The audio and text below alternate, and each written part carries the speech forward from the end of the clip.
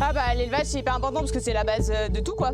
Et en bovin lait, ouais, on a perdu un tiers des fermes en 10 ans soit. Dans le département de l'Ain, ouais, c'est quand même énorme. Je suis en GAEC avec mon conjoint du coup. Nous on l'a racheté en 1er janvier 2023, on s'est installé. Donc avant nous c'était Christian, il était tout seul avec à peu près 33 vaches. Donc on passera en bio le 1er janvier 2025. Avec un tout petit peu plus de vaches, mais en essayant d'avoir que 33 vaches tout le temps à la traite, parce qu'on n'a que 33 places. On a une dizaine de prairies temporaires et 5 hectares de céréales, et tout le reste en prairies naturelles, sur une totalité de 92 hectares exploités. De toute façon, on est 100% autonome sur tout, hormis le sel qu'on achète pour les vaches, quoi. Donc le lait, pour l'instant, il part chez Sodial.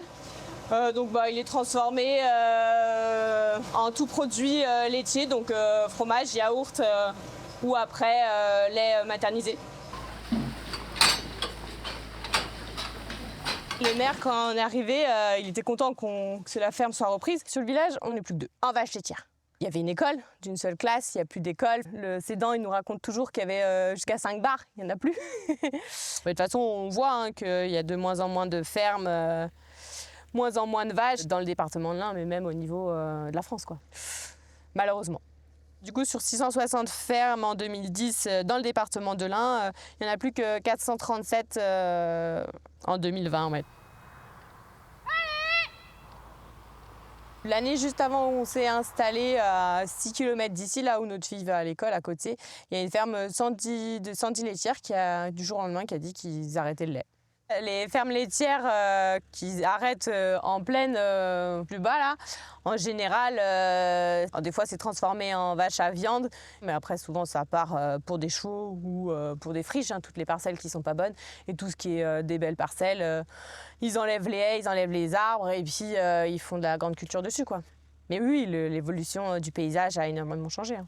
Mais même chez nous, hein, entre 1950 et maintenant, il y a, je sais pas, énormément de surfaces qui sont enfrichées. Hein. Sur Géoportail, on voit bien l'évolution. Vous donnez à manger les grosses ? Ouais, un monde sans élevage qu'avec des céréales, ça serait hyper compliqué, quoi. Il y aurait que des intrants ou aller importer du fumier d'ailleurs, mais ça coûterait des sommes astronomiques, quoi. Et puis même la vie du sol, un engrais chimique, bon ok, ça à un instant T, ça va nourrir la plante et ça va la faire pousser, ça y a pas de souci, mais ça va pas nourrir le sol, quoi.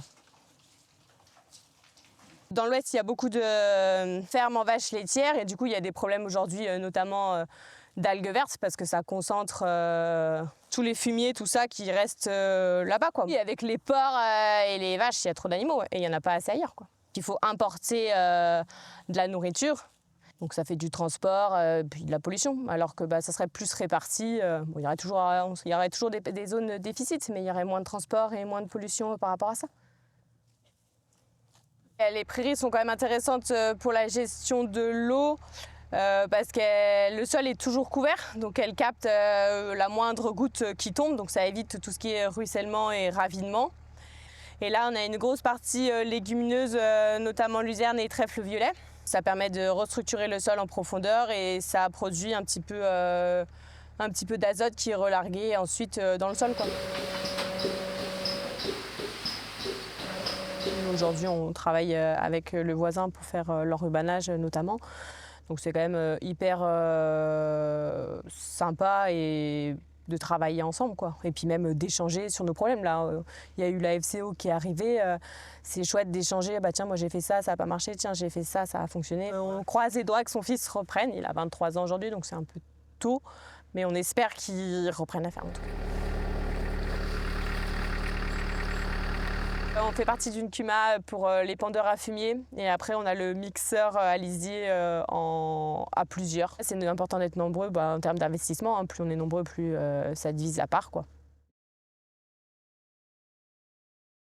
C'est sûr que ça reste compliqué, quoi, parce que aller chercher tout le monde, ça a un coût, quoi. Pour remettre de l'élevage laitier, il faudrait aussi que les laiteries un jour se mutualisent pour réduire les coûts de collecte, quoi. Puis en plaine, du coup, il n'y a pas forcément, même si c'est des contextes favorables pour faire de l'élevage, parce que c'est tout plat, mais il n'y a pas forcément d'aide.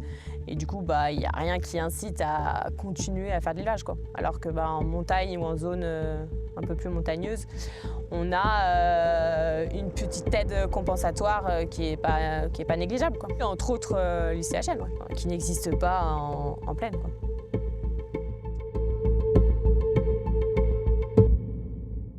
Alors expliquez-nous comment vous voulez repeupler les campagnes.